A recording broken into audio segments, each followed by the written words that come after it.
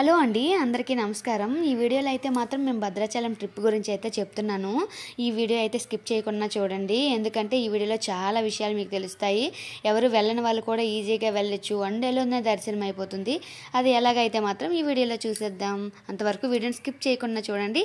ఇప్పటి వరకు నా ఛానల్ ఎవరైనా సబ్స్క్రైబ్ చేయనట్లయితే తప్పకుండా సబ్స్క్రైబ్ చేసుకోండి ఫ్రెండ్స్. ఆలస్యం చేయకుండా వీడియోలోకి అయితే వచ్చేద్దాం. నవరాత్రులు అయిపోయిన వెంటనే మేమైతే భద్రాచలం వచ్చేసాము. గురువారం రోజు శ్రీ రాజరాజేశ్వరి అమ్మవారికి అయితే పూజ చేసుకొని ఆ సాయంత్రం మండపాన్ని కదిలించేసి నేనైతే గురువారం సాయంత్రం మేము భద్రాచలం ట్రిప్ అయితే బయలుదేరాము. భద్రాచలం నైట్ బయలుదేరాము 11కి అలా ట్రైన్కి అయితే బయలుదేరాము సికింద్రాబాద్ నుంచి. అక్కడ భద్రాచలంలో దిగాము. భద్రాచలం నుంచి ఇంకా 40 మినిట్స్లో అయితే మనకి టెంపుల్ అయితే వస్తుంది. అక్కడ నుంచి 40 మినిట్స్లో అయితే మనం ఆటో ఏదైనా బుక్ చేసుకొని భద్రాచలం గుడికి వెళ్ళాము. అక్కడ ఏదైనా రూమ్ తీసేసుకొని అక్కడ ఫ్రెష్ అయిపోయి ఇంకా గుడికి అయితే వచ్చేయడమే. కొంతమంది ఆకలితో ఉండలేకపోయిన వాళ్ళు అయితే టిఫిన్ అయితే చేసుకోవచ్చు, లేదంటే వెంటనే అయితే దర్శనంకి వెళ్ళిపోవచ్చు. ఇంకొకన్న ఆ రోజు ఫ్రైడే ఏకాదశి పడింది. రాములవారికి ఇష్టమైన రోజు. రాములవారి కళ్యాణం కూడా జరుగుతుంది. టెంపుల్లో చాలా బాగా కళ్యాణం అయితే చేశారు.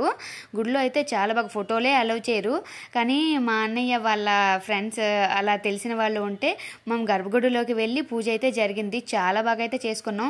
పంచి కట్టుకున్న వాళ్ళని అయితే అలౌ చేస్తున్నారు.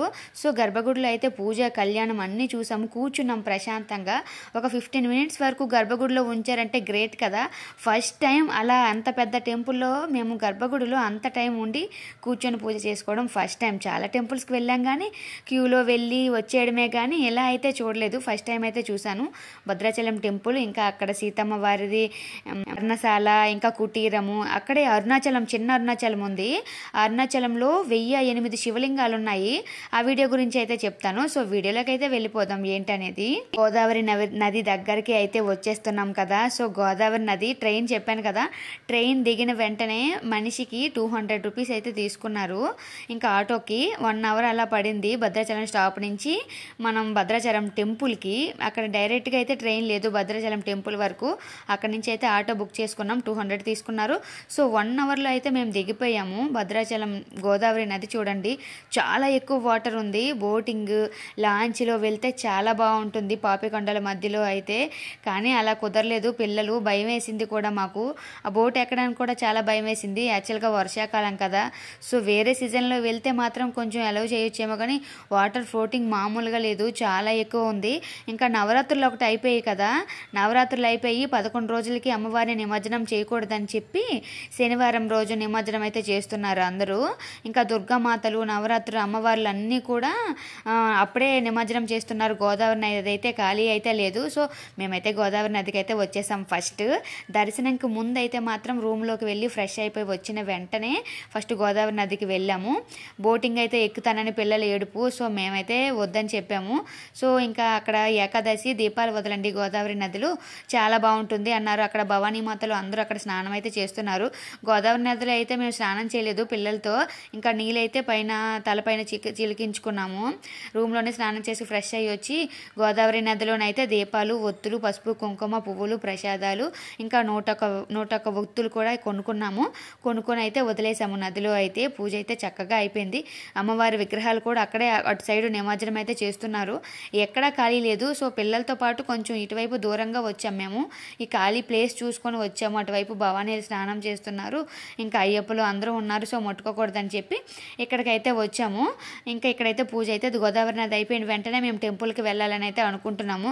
సో పిల్లలు ఆకలి అంటే టిఫిన్ పెడతాము, లేదంటే డైరెక్ట్గా గుడిలోకి వెళ్ళి అన్నప్రసాదం తినేద్దామని అయితే అనుకుంటున్నాం. మరి ఏమైతే నేను భద్రాచలం వచ్చాను. భద్రాచలం ఎప్పటి నుంచో అనుకుంటున్నాను కానీ కుదరలేదు. అనుకోకుండా నవరాత్రులు తల్లి నవరాత్రులు అయిపోయిన వెంటనే ఇంకా ఆ రోజే ఇంకా బయలుదేరిపోయాము. ఇన్ని రోజులు ఈ 11 రోజులు అమ్మవారిని వదిలి నేను తలుపు వేసి ఎక్కడికి వెళ్ళకూడదని చెప్పి వెళ్ళలేదు. డోర్ అయితే క్లోజ్ చేయలేదు. 11 రోజులు కూడా ఓపెన్లోనే ఉంచుకున్నాను. ఎందుకంటే ఇంట్లో అఖండ దీపం ఉంది కదా, అందుకని చెప్పి ఉంచుకున్నాను. సో అందుకే అమ్మవారిని మండపం కదిలిపించిన తర్వాత ఆ నైట్ 11కి అలా నేనైతే స్టార్ట్ అయ్యాను. 11కి స్టార్ట్ అయ్యాను. అమ్మవారిని బయటికి పంపించుకోవడం శనివారం మొత్తం తీయొచ్చు. సో అమ్మవారిని కదిపించేసి నేను భద్రాచలం బయలుదేరమని అయితే స్టార్ట్ అయ్యాను. గాలేసేస్తుంది ఫుల్గా గోదావరి నది దగ్గర. ఒత్తులు వెలిగిస్తుంటే మాత్రం ఊరికి అగ్గిపెట్టి మొత్తం అయిపోయింది కానీ ఒత్తు అయితే వెలగట్లేదు. సో అప్పుడు పచ్చకర్పూరం వేసి హారతి కర్పూరం వేసి మళ్ళీ వెలిగించాను. సో మా ఆయన పంచి అయితే వైట్ పంచి మొత్తం బ్లాక్ అయిపోయింది, అంత మడ్డిగా ఉన్నాయి వాటరు. ఎందుకంటే ఈ మధ్య వర్షాలు ఎక్కువ పడ్డాయి కదా, వర్షాల వల్ల ఫ్లోటింగ్ అయితే ఎక్కువ ఉండడం వల్ల బురద బురద అయిపోయింది వాటరు. అక్కడే స్నానాలు కూడా చేస్తున్నారు కదా. సో భద్రాచలం టెంపుల్ యాక్చువల్గా టెంపుల్ లోపల ఫోనే అలౌ చేయరు, అలాంటిది మాకు ఫోన్ కూడా లభించింది. అది ఎందుకంటే మా అన్నయ్య వాళ్ళ ఫ్రెండ్ ఉంటే ఆయన వాళ్ళ నాన్నగారు అయితే పంతులు గారు అక్కడే పనిచేస్తారంట. సో అందుకు మాకు ఫోటోలు అయితే కొంచెమైనా అలౌ అయ్యాయి. అది కూడా కొంచెం భయంగానే తీసుకున్నాము ఫొటోస్ అయితే మాత్రం. భద్రాచలంలో ఫోటో దిగడం కూడా ఎక్కువే, నాకైతే యూట్యూబ్ కోసమే దొరికింది అనుకోవచ్చు. ఇదైతే కళ్యాణము, ఇంకా సీతారాముల వారి కళ్యాణం అయితే ఇక్కడే చేస్తారట. ఇయర్లీ వన్స్ అయితే కళ్యాణం జరుగుతుంది, చాలా బాగా లోపల కళ్యాణం అయితే జరుగుతుంది. రీసెంట్గా చూసాం కదా సీతమ్మ వాకిట్ల సిరిమల్లె చెట్టు సినిమాలో వాళ్ళకి కళ్యాణం అయితే చేస్తారు కదా, లాస్ట్ క్లైమాక్స్లో అక్కడ యాక్సిడెంట్ అవుతుంది, కరెంట్ పోల్స్ అన్నీ పడిపోతాయి కదా. సో ఆ మూవీలో అలానే ఇక్కడైతే అదే జరిగింది, ఆ కటౌటే. సో ఇప్పుడైతే ఖాళీగా ఉంది టెంపుల్, ఎందుకంటే ఏకాదశిలో ఓన్లీ టెంపుల్లో ఫ్లోటింగ్ ఉంది, కళ్యాణంలో అయితే ఇంకా ఫ్లోటింగ్ అయితే లేదు. సో మళ్ళీ ఇయర్లీ వన్స్ అలా రెడీ చేస్తారంట, ఫుల్ ఖాళీ అయితే ఉండదు. ఇది సీతమ్మ తల్లి పర్ణశాల కుటీరము, ఎందుకంటే బంగారు లేడీని వెతకడము అక్కడ ఇక్కడ కూడా ఫోన్ అలౌ చేయలేదు. మళ్ళీ సీక్రెట్గా మా శశాంక్ అయితే ఫోన్లో దాచి సీక్రెట్గా అయితే తీశాడు. ఇంకా ఈ కుటీరము అక్కడ రావణాసుడు ఎలా తీసుకెళ్ళిపోయాడు, భిక్షం ఎత్తుకొని వస్తారు కదా. సో ఇంకా లక్ష్మణ రేఖ ఇంకా అవన్నీ కూడా ఉంటాయి, రాముల వారిని ఇవన్నీ బాబు గారు గీసిన బొమ్మలు అంట. సో అందుకే రియాలిటీ అనేది ఉన్నది ఆ బొమ్మల్లో అయితే మాత్రం. ఇది పాదాలు, జింక పాదాలు, ఇంకా అమ్మవారి పాదాలు, ఇంక సీతమ్మ తల్లి పాదాలు. ఎందుకంటే అక్కడ భిక్షం ఎత్తుకొని వస్తారు కదా, ఆ కుటీరం దగ్గరికి వచ్చి బంగారు లేడి కోసం వెతుకుతుంటే ఆ ప్లేస్ అయితే ఇదంట. అలానే ఉంచారు, డెవలప్ అయితే ఇప్పుడు పక్కన చేస్తున్నారు, కుటీరం వేరేది కూడా కడుతున్నారు. ఇదైతే రియల్గా అప్పుడు జరిగిందేనంట. సో భద్రాచలంలో అయితే మాత్రం ఇది సూపర్ అని చెప్పుకోవచ్చు. ఎందుకంటే రావణాసుడు అయితే సేమ్ డిట్టు దించేశారు, రాముడు రావణాసుడు ఇంకా సీతమ్మ తల్లి లంకలో ఎలా అవన్నీ తర్వాత వేరు. కానీ ఇక్కడ కుటీరంలో వాళ్ళు అడవిలో వాళ్ళ 14 ఏళ్ళ వనవాసం ఎక్కడ చేశారు ఏంటి, రావణాసుడు తీసుకెళ్ళక ముందు ఆ ప్లేస్ ఎలా ఉండేది, అదంతా అయితే మాత్రం సీతమ్మ తల్లి పాదాలు అదిగోండి, రావణాసుడు ఇంకా లక్ష్మణ రేఖ చూడసారా బాబుగారి బొమ్మలు అలా ప్రింట్ అలా దిగిపోయాయి. ఇంకా శ్రీరాముల వారి పాదములు, బంగారు లేడి పాదములు అంట ఇవైతే.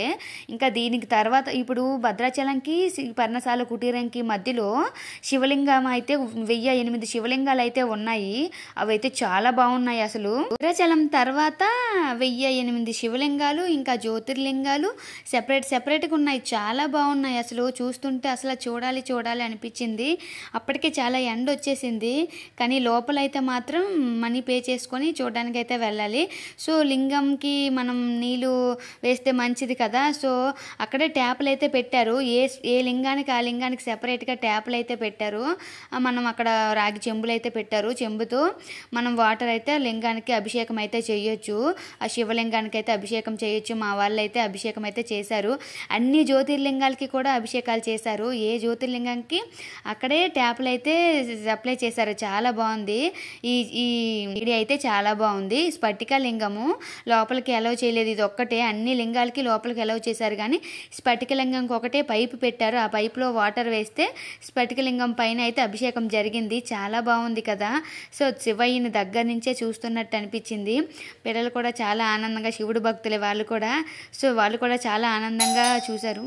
శివయ్యకి అభిషేకం చేసామనే పుణ్యం దొరకడం కూడా గొప్ప అదృష్టం, అదైతే మాకైతే దొరికింది. చాలా బాగా హ్యాపీగా ఫీల్ అయ్యాం మేమైతే. భద్రాచలం వెళ్ళగానే స్టార్టింగ్ చేసే పని అయితే గోదావరి నదిలో అయితే మేము చూసారా గోదావరి వ్యూ ఎంత బాగుందో. గోదావరి నదిలో ఫస్ట్ వెళ్ళాము, అక్కడ దీపాలు వెలిగించాక భద్రాచలం టెంపుల్కి అయితే వెళ్ళాము. టెంపుల్లో కూడా చాలా తొందరగా దర్శనం అయిపోయింది, తెలిసిన వాళ్ళు ఉన్నారని చెప్పాను కదా. సో ఏకాదశి అయినా ఇంకా నాకు చాలా ఇష్టమైన రోజు ఫ్రైడే అయితే పడింది. సో గుడికి అయితే పూజ అయితే చాలా చక్కగా అయిపోయింది. దర్శనం అయిపోయినాక ఖాళీగా అయితే ఉన్నాము. మా అన్నయ్య వెంకటనాయుడు అన్నయ్య సో వీడియో అయితే తీస్తున్నారు, నీకైతే యూజ్ అవుతుంది తీసుకో అమ్మ అని చెప్పి. ఫోన్ అయితే అలౌ చేయలేదు కానీ సీక్రెట్గా అయితే తీసేసాము మేము. ఇంకా అలా అయితే పూజ అయితే అయిపోయింది. ఇది సీతమ్మ వారి పర్ణశాల. ఇంకా ఇక్కడ చూసేసుకొని మేము లంచ్ చేసేసి ఇంకా వెళ్ళాలి. వేగంగా దర్శనం అయిపోయింది మాకైతే భద్రాచలంలోని. తొందరగా మార్నింగ్ టిఫిన్ అయిపోయినాక భద్రాచలం అన్నదానం టికెట్స్ అయితే తీసుకున్నాము. 10 గంటలకే తీసుకున్నాము. ఫుడ్ అయితే వాళ్ళు 12కి పెడతారంట. సో 2 అవర్స్ ఏం చెయ్యాలి, అక్కడి నుంచి సీతమ్మ తల్లి కుటీరంకి వెళ్ళాలంటే రిటర్న్ వచ్చేసరికి 6 అయిపోద్ది. సో ఫుడ్కి మిస్ అవుతాం కదా, అందుకని ఆ 2 అవర్స్ కూడా మేము అక్కడ కళ్యాణ మండపం దగ్గర కూర్చున్నాము. అక్కడ మండపంలో ఏకాదశి కదా, సీతారాముల వారి కళ్యాణం అయితే జరుగుతుంది. అక్కడ కూర్చున్నాం. తర్వాత అన్నదానంకి వచ్చాం కళ్యాణం అయిపోయినాక. చూసారా కళ్యాణం అన్నదానం కూడా ఫోన్ అలౌ చేయలేదు, కానీ తీసేసాం ఏదో. కానీ బాగుంది ఫుడ్ కూడా చక్కగా తిన్నారు అందరూ. యాక్చువల్గా నేను టోకెన్ తీసుకున్నాను కానీ ఫుడ్ అయితే తినలేదు. వాళ్ళతో పాటు కూర్చోవాలని చెప్పి కొంచెం ప్రసాదమైన ఏదైనా స్వీట్ ప్రసాదమైన దొరుకుతుందేమో అనుకున్నాను. సో ఆ పరమాన్నం స్వీట్లో కూడా కిస్మిస్ చూశాను. సో నాకైతే శుక్రవారం కదా తినాలనిపించలేదు. ఆ రోజు ప్రసాదం అయితే మిస్ అయ్యాను, శ్రీ రాముల వారి ప్రసాదం. రూమ్కి వచ్చేసాక మా వాళ్ళు చూడండి ఎలా ఆడుతున్నారో. ఇంకా వాళ్ళ బావలు వాళ్ళు ఎప్పుడు కొట్టుకోవడం తన్నుకోవడమే ఉంటుంది. ఇంకా రూమ్కి వచ్చి మేమైతే ఇంకా మళ్ళీ ఆ రోజే ట్రైన్కి అయితే వెళ్ళిపోవాలి. మాకు 10:30కి ట్రైను. ఇంకా ట్రైన్కి వెళ్ళిపోవాలి. అప్పటిలోకి వీళ్ళు రెడీ అవ్వండి అని అంటే ఇంకా కొట్టుకోవడానికి టైం లేదంట, ఇప్పుడే కొట్టుకుంటున్నారు. బాదుకోవడమే ఎప్పుడు. హాలిడేస్ అయితే బాగా ఎంజాయ్ చేశారు బావలతో. అయినా స్కూల్ టైం అయిపోయిందని ఫీల్ అవుతున్నారు, ఇంకా మిస్ అవుతున్నారంట. ఇంకా హాలిడేస్ కావాలంట మా వాళ్ళకైతే మాత్రం. సో ఇదైతే ఇక్కడ బాగా అమ్ముతున్నారు. ఏంటవి బొమ్మలు చాలా బాగా అమ్ముతున్నారు. కానీ నేనైతే తీసుకోలేదు, కాస్ట్ చాలా ఎక్కువగా ఉంది, అందుకనే తీసుకోలేదు. అక్కడైతే ప్రసాదాలు అన్నీ కూడా ఇచ్చారు. ఇవిగోండి మాకు టికెట్స్, మనల్ని స్కాన్ చేస్తే అన్నదానం టికెట్స్ అయితే ఇస్తున్నారు. ఇది కళ్యాణ మండపంది అయితే. పూజ అయితే చాలా చక్కగా జరుగుతుంది. ఎవరైనా తప్పకుండా వెళ్ళండి. నైట్ రిటర్న్ అయ్యేటప్పుడు మాకు అక్కడ ఆటోలే దొరకలేదు, చాలా వరకు దొరకలేదు. వెయిట్ చేసాము, ట్రైన్ మిస్ అవుతామేమో అని భయం వేసింది. లాస్ట్కేమో ఒక ఆటోలో అయితే దొరకలేదు, అందరూ చాలా భయం వేసింది కూడా అక్కడ. అప్పుడు బస్సు అయితే దొరికింది. ఆ బస్సు నుంచి మేము స్టేషన్కి అయితే ఆర్టీసీ బస్కే ఎక్కిపోయాము. అక్కడ అటు నుంచి 200 పర్సన్ అయితే తీసుకున్నారు, కానీ బస్కి అయితే పిల్లలకు కూడా టికెట్ తీసుకోలేదు. మేమే వెళ్ళిపోయాము. ఇంకా అక్కడ వెంటనే ఇంకా ట్రైన్ అయితే సికింద్రాబాద్కి అయితే ఎక్కేసాము. మార్నింగ్ అయితే దిగిపోయాము సికింద్రాబాద్ నుంచి. సికింద్రాబాద్లో ఇక్కడ భద్రాచలంలో ఎక్కి సికింద్రాబాద్లో అయితే దిగిపోయాము. మార్నింగ్ 4:30 అయింది. 11కి ఎక్కాము, 4:30కి దిగిపోయాము. ఇంకా సికింద్రాబాద్ నుంచి మెట్రోకి రావాలి కదా, మెట్రో అయితే అప్పటికి స్టార్ట్ అవ్వలేదు. ఇంకా అప్పుడైతే క్యాబ్ బుక్ చేసుకొని ఇంటికైతే వచ్చేసాం. ఎందుకంటే సాటర్డే ఇంకా వెంకటేశ్వర స్వామి పూజ అయితే చేసుకోవాలి, ఇంటికి వెళ్ళి ఇల్లు క్లీన్ చేసుకోవాలి, ప్రసాదాలు చేసుకోవాలి, ఇంకా శనివారం పూజ అయితే చేసుకోవాలి కదా. సో అందుకైతే తొందరగా అయిపోవాలి, 7 లోపే కదా పూజ అయిపోవాలి. నేను టైంకి అయితే శనివారం వచ్చేసిన వెంటనే వెంకటేశ్వర స్వామి పూజ అయితే ఇంట్లో చేసుకున్నాను. పూజ అయితే చాలా చక్కగా అయింది, దర్శనం కూడా చాలా చక్కగా అయింది. ఒక్క రోజులోనే మేము వెళ్ళి వచ్చేసాము. వెళ్ళి దర్శనం అయిపోయి మళ్ళీ ఇంటికైతే వచ్చేసాం. చూసారా గోదావరి వ్యూ ఎంత బాగుందో. If you like this video please do subscribe. Thank you for friends.